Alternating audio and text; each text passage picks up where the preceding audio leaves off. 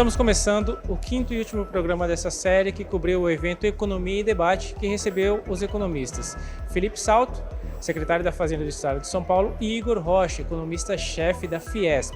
Esse programa está muito especial, então não sai daí. Fala primeiro da ideia desse encontro de trazer um representante do setor privado, entre aspas, da Fiesp, e um representante do governo para tratar sobre essa questão do novo arcabouço fiscal. Veja, a gente faz esses debates de conjuntura em todas as plenárias nossas, né? Mesmo na época que a gente estava fazendo plenárias apenas virtual, a gente procurava fazer virtualmente. Eventualmente a gente faz esses debates de conjuntura fora das plenárias, mas em todas as plenárias é praticamente certo a gente fazer. Então as plenárias são normalmente em Brasília, tá? Essa agora a gente está fazendo em São Paulo, e a gente sempre um tema de interesse, enfim, do país, né? Do debate público no momento, né? Então, sempre em torno disso. O título, o tema dessa vez, do debate de conjuntura, foi Por um Novo Arcabouço Fiscal, né? Então, o que é um tema extremamente importante, tá? Sobretudo nessa fase de eleição presidencial, onde está se debatendo alternativas para o país, né? Quais os melhores caminhos, tá? Para a gente melhorar a qualidade de vida de todos, né? Para o país crescer, reduzir desigualdades, gerar oportunidades. Então, essa questão do novo arcabouço fiscal pareceu essencial, né, para nós. E a gente convidou dois economistas que estão numa posição muito estratégica, tá, dentro do debate público, que é o Felipe Salto, que ele era um membro destacado da Instituição Fiscal Independente, que é uma instituição ligada ao Poder Legislativo Federal e que muito respeitada sobre temas da área fiscal. E agora ele é secretário de Fazenda do governo do Estado de São Paulo, né? Então ele seria, digamos, o primeiro nome na área econômica do governo do Estado de São Paulo. E um outro economista que nós chamamos também é o economista-chefe da Fiesp, né? Que é uma organização empresarial bastante influente, né? De um estado, o maior estado do país, né? Que, enfim, representa esse setor da iniciativa privada, sobretudo o setor produtivo, né? Então, a gente achou que seria dois economistas numa posição bastante estratégica, um no setor privado, outro no setor público, tá? Então, essa foi a escolha nossa dos debatedores. E quais as conclusões que você chegou a partir desse encontro e vai resultar em alguma coisa? O que vai sair? Vocês planejam soltar algum relatório, alguma carta, algo nesse sentido, pós-encontro?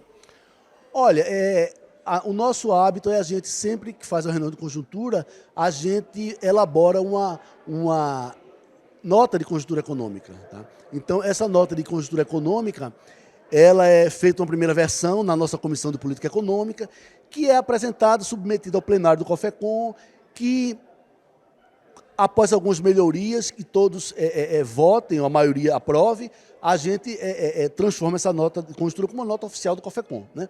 Então, é a posição oficial do Conselho Federal de Economia sobre aquele tema que se discutiu na reunião lá no debate de conjuntura, tá? Então, é o que nós faremos dessa vez também, né? A gente vai apresentar amanhã uma versão inicial da nota, vai discutir, vai votar, vai aprovar e vai divulgar essa nota de conjuntura. Então, a gente tem tanto o vídeo gravado desses dois economistas que falaram para nós hoje, e teremos também essa nota de conjuntura, que também a gente faz um vídeo explicando o teor da nota, né? Então, a ideia é o COFECON, como órgão representativo dos economistas, tá, apresentar qual seria a sua posição oficial, sua posição majoritária sobre os diversos temas. Então, a gente sempre faz isso. E sobre essa questão do arcabouço fiscal, a gente vai fazer também. Alguma agenda, algum próximo encontro, algum novo tema que vocês já estejam pensando aqui para um encontro próximo? Olha, a gente tem várias ideias, né? A gente vai colocando numa ordem que a gente acha mais conveniente, que seria mais interessante colocar na frente, colocar depois. Mas a gente tem alguns temas que, assim, talvez não convenha adiantar, mas é sempre sobre temas extremamente importantes para o país, para a economia do país, né? Eu gostaria de comentar alguma coisa sobre o próprio arcabouço fiscal, né? Então, a gente tem uma série de regras fiscais no país. A mais conhecida e a principal seria o teto de gastos, né? Então, a gente viu que o teto de gastos, ele foi contornado, digamos assim, recentemente, né? Quer dizer, um governo que defendia esse teto de gastos, ele, em determinado momento, ele achou que seria melhor, enfim, fazer algum tipo de estratagema para não cumprir o teto de gastos, né?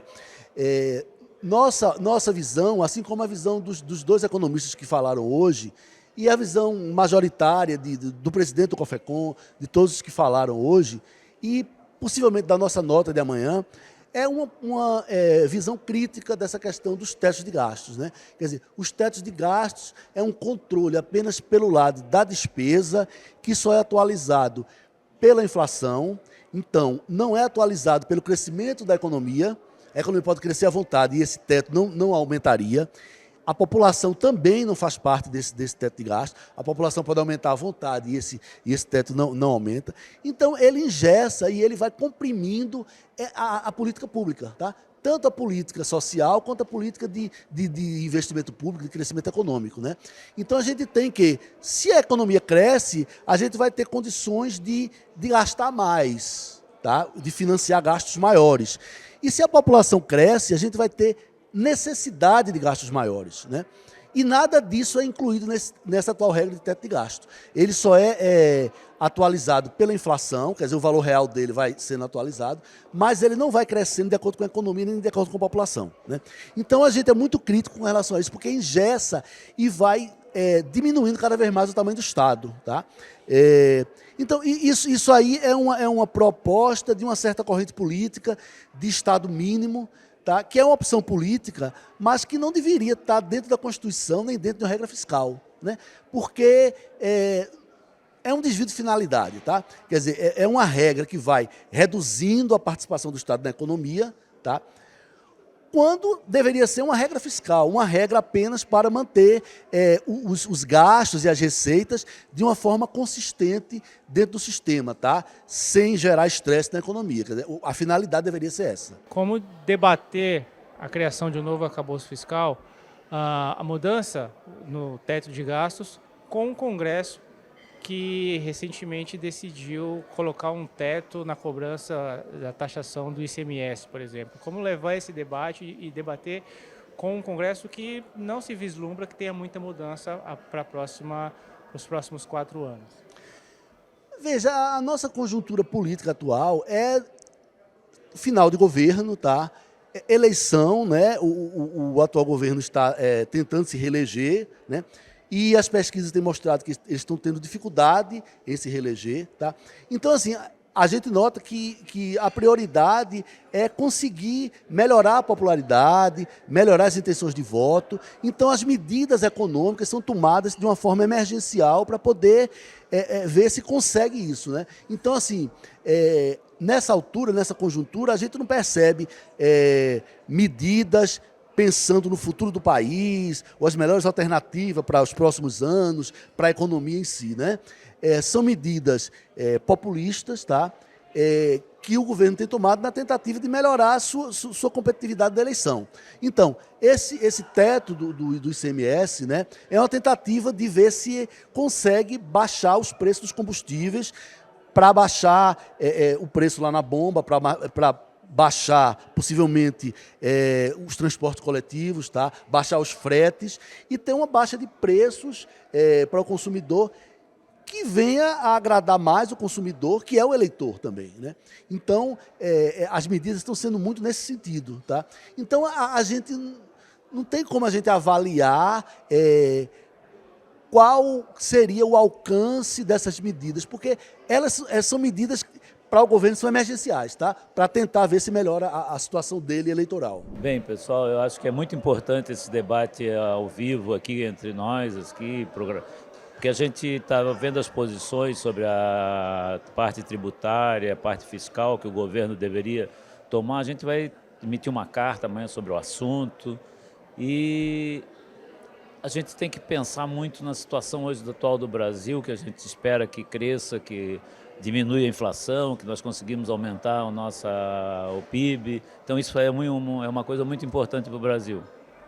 Você falou muito também sobre o plano fiscal de médio prazo.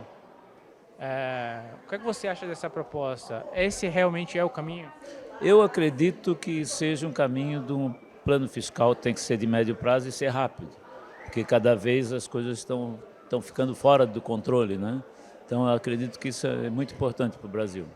Bom, Laura, para começar, fala um pouquinho sobre o encontro de hoje. O que você achou, as propostas que foram debatidas e as resoluções que os dois debatedores chegaram? O Conselho Federal de Economia realizou um debate sobre a questão do novo desenho das políticas fiscais, do arcabouço fiscal do Brasil. E a questão fiscal é uma das questões centrais que nós precisamos debater, principalmente nessa campanha, porque ela influencia diretamente na construção de uma política de desenvolvimento para o Brasil. Quando nós falamos na política fiscal, nós temos que olhar de uma maneira bem ampla.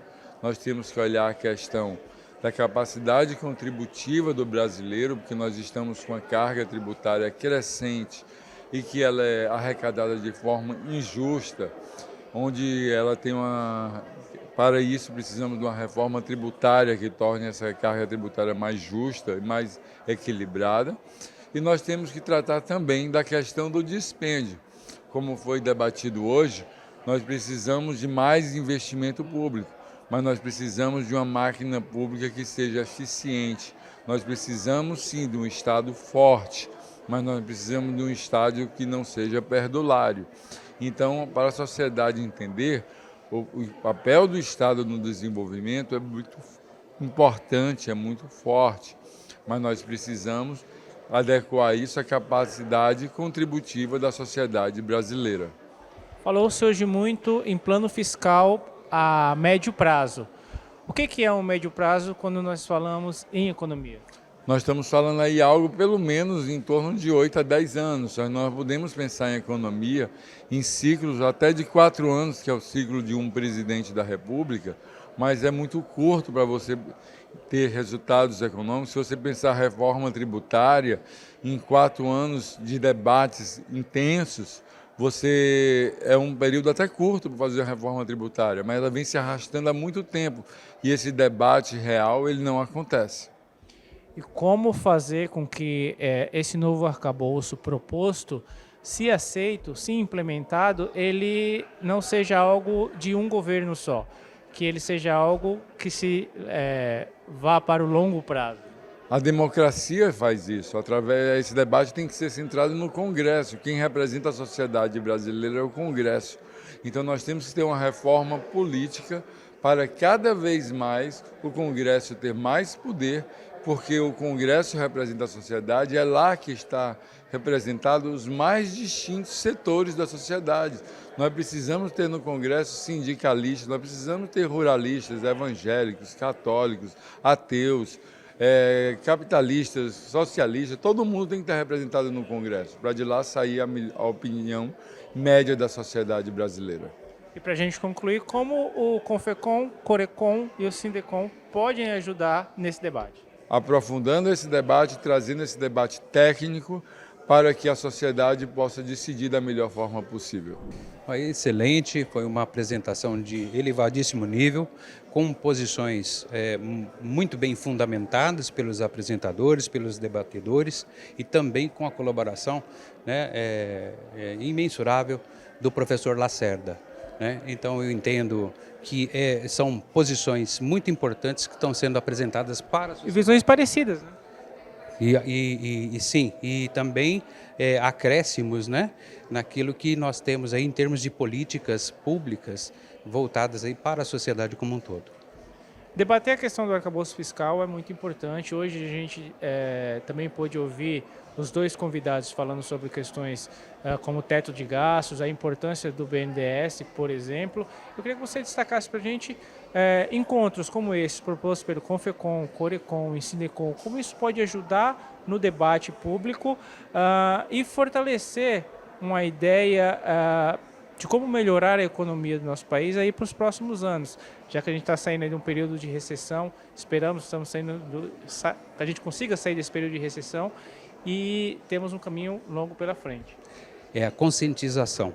Mais do que tudo nesse mundo, eu acho que a conscientização é o ponto alto de tudo isso. A sociedade como um todo precisa participar e precisa ter conhecimento a respeito destas políticas e de suas implicações, né? Então, a disseminação dessas informações e esse debate franco, como aconteceu neste evento de hoje, ele agrega à sociedade, agrega também aos economistas, aos colegas economistas, informações extremamente importantes, claras e bem objetivas. Tivemos dois debatedores hoje, podemos dizer que um estava representando o setor privado, o outro representando o setor público, mas com ideias muito parecidas, né? O que você achou disso? Achei fantástico, inclusive às vezes pode parecer, né, para quem é um pouco menos avisado nessas questões, que seriam antagônicos, e na verdade eles são complementares, e isso ficou bastante demonstrado hoje, né? Existem situações muito comuns, né, muito intrincadas entre o setor público e o setor privado, né? E isso ficou bastante evidente hoje com essa sinergia, né, de informações e similaridades que acabaram sendo reveladas. Pois é, esse tema de hoje foi um tema central, né, na discussão e no debate econômico, principalmente no ciclo eleitoral que a gente vive, porque o Brasil precisa de um norte, um rumo, né? E isso passa pela forma como o Estado se financia e pela forma como ele distribui esse financiamento, né? Então, o evento de hoje buscou, né, trazer visões aí que possam nos dar uma reflexão, né, sobre esse tema. Essa iniciativa do Confecom, do Corecom, do Sindecom, de realizar debates nesse sentido, em que você acha que isso pode contribuir até mesmo para auxiliar o próximo governo, a Câmara, essa nova legislatura que começa a partir de 2023?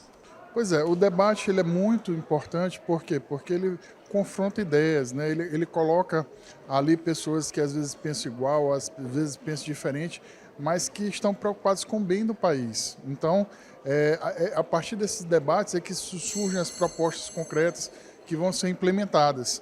E o nosso Conselho de Economia, ele é muito atuante, né, nessa parte que impacta a vida de muitas pessoas. Então, o debate ele é muito interessante nesse sentido, né, de permitir com que pessoas que pensem iguais ou diferentes, elas possam, nesse sentido, dialogar. E hoje, curiosamente, os dois debatedores tinham muitos pontos em comum, né? Surpreendeu? Não, na verdade, a gente tenta trazer, né, pessoas que pensam diferentes, mas também pessoas que pensam de forma complementar ou parecida, também é interessante, nesse sentido de que a gente precisa de uma linha, né, de um norte, né, para que a gente possa ter os nossos diálogos também impactando a sociedade, né? Então, os debatedores de hoje, eles trouxeram uma determinada visão, e essa visão, ela pode parecer, ao primeiro olhar, semelhante, mas a gente brinca que onde tem 10 economistas, nós temos 11 opiniões, né? Porque cada um tem a sua. E qual é a sua dentro desse debate de hoje? Pois é, no meu entendimento, né, sobre essa questão fiscal do país, a gente precisa ter dois pontos que são básicos. O primeiro é discutir sobre a forma como o Estado ele cobra seus impostos, ele arrecada, né? Isso passa pela questão tributária, a questão de a gente fazer uma reforma tributária que seja mais progressiva, né? Que taxe mais renda e patrimônio do que impostos indiretos como é hoje, né? e, de outro lado, as despesas, né? Aí, nesse sentido, os economistas pesam muito a mão na questão das despesas não financeiras, né? Que é o custeio e também as despesas discricionárias, mas esquece de falar da dívida pública, né? E dos juros, né? Então, eu acho que a gente, se de um lado a gente tem que ter uma responsabilidade fiscal, né? De outro lado, a gente tem que repensar a dívida para que combine tanto a parte fiscal quanto a não fiscal e a gente possa pensar em um superávit, né? Que possa levar a mais investimentos e, portanto, um crescimento maior. Hoje eu acho que foi um momento assim muito especial, porque nós tivemos a oportunidade de ouvir dois qualificados economistas que abordaram um aspecto muito interessante a respeito do papel do Estado. Nesse particular, eles destacaram que sim, em que pese todas as atividades e participações do neoliberalismo, que nega essa participação, que vamos dizer assim, que diminui a importância dessa participação, e eles conseguiram destacar assim, aspectos bem interessantes. Porque, na realidade, é importante que a gente discuta o papel do Estado no estágio em que, por exemplo, se encontra a economia brasileira. Nesse particular, o Estado ainda tem um papel muito importante. E eles foram nessa linha e eu acredito que o debate foi muito interessante porque eles destacaram esse papel que o Estado tem no estágio atual do capitalismo brasileiro. Eles reforçaram muito a questão sobre o teto de gastos, né? O que é que você achou sobre isso? É uma coisa interessante, né? Porque eles foram na linha, por exemplo, que representa a minha expectativa. Eu acho que existe assim uma coisa meio que, eu diria até doentia. Todo mundo tem uma expectativa, tem uma apreciação de que o gasto público parece uma coisa do outro mundo, quando na realidade o gasto público em algum momento salvou até a própria economia, né? Na minha fala eu tive a oportunidade de recorrer aos exemplos que nós tivemos no período posterior à Segunda Guerra Mundial. Quando nós começamos a pensar numa economia mais planejada, mais idealizada, e aí o Estado brasileiro foi convocado a ter uma participação importante e ele teve. Por quê? Porque o setor privado, na altura, era ainda muito, digamos, insignificante para criar, por exemplo, e desenvolver os grandes projetos, basicamente no campo da siderurgia. E aí o Estado brasileiro participou, entrou e eu acho que foi muito bem nesse particular. Agora, como trazer esse tipo de debate, como levar esse tipo de debate para um congresso que hoje analisa a privatização da Eletrobras, a privatização da Petrobras, a limitação da cobrança de ICMS, uma taxa máxima de cobrança de ICMS, como levar esse debate para um congresso que já tem uma ideia que acho que vai de encontro a essas propostas que você achou tão interessante? Pois é. É um dilema, eu acho que é uma coisa de uma complexidade muito alta, mas eu acho que a sociedade está sendo conduzida e mal conduzida, no meu particular entendimento, no que diz respeito a essas questões, né? Nós precisamos repensar.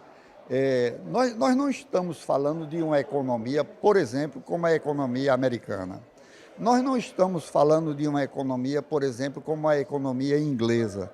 É a nossa economia, né? De um país que hoje é a 13ª, 14ª economia do mundo, né? Então, com algumas carências e com carências assim bem marcantes, e aí eu volto para o entendimento que eu esbocei no início da nossa conversa e que diz respeito à participação do Estado na coisa econômica, na atividade econômica, para impulsionar os grandes projetos que estão à mercê disso aí.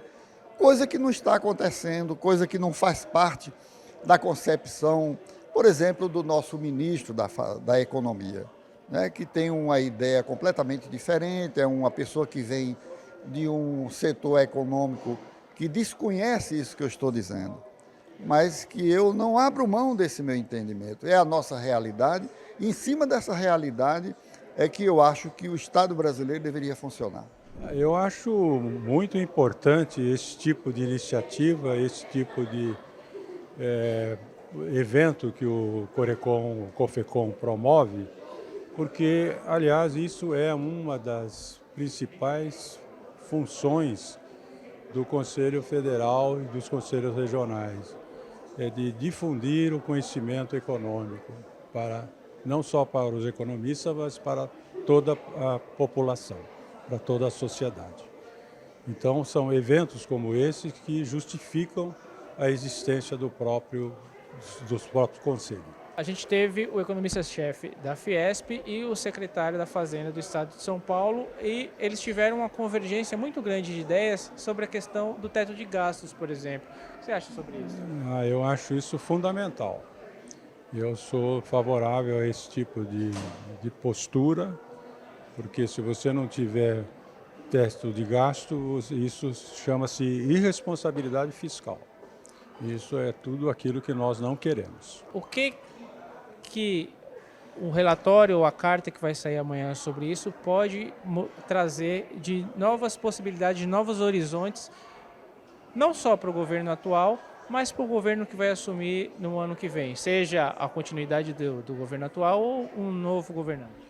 Acho isso fundamental, que o Conselho tome uma posição de traçar diretrizes econômicas saudáveis, coerentes e factíveis para que possamos atingir um ciclo de crescimento sustentável e mais equilibrado, mais justo e mais socialmente desejado por todos nós. Chegamos ao final dessa série que cobriu o evento Economia em Debate. Obrigado por ficar com a gente até aqui e eu vejo você no próximo Economia Dia a Dia. Até lá!